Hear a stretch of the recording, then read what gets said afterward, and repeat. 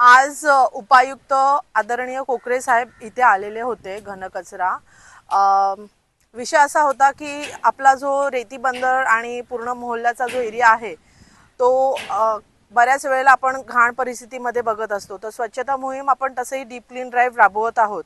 कोकरे सरांना मी काल भेटलेली होती त्यांची म्हणजे पुनर्नियुक्ती झाल्याबद्दल।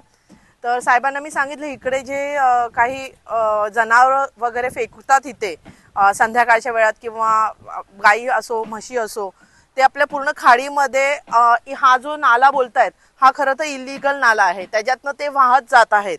तर आमचं एकच म्हणणं होतं की हा परिसर स्वच्छ करण्याकरता, कारण की इथे आता आपला गणेश घाट होत आहे कोळी बांधवांचा, तर हा पूर्ण एरिया कसा आपल्याला सुशोभित करता येईल हेच आमचं टार्गेट होतं। आणि तसंही डीप क्लीन ड्राईव्ह मोठ्या प्रमाणावरती कल्याणकरांनी साथ द्यावे हे आमचं उद्दिष्ट असणार आहे।